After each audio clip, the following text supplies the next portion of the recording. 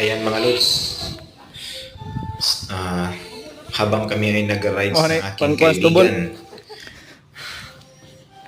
sa may unahan nakakita kami ng lumboy kasi June ngayon.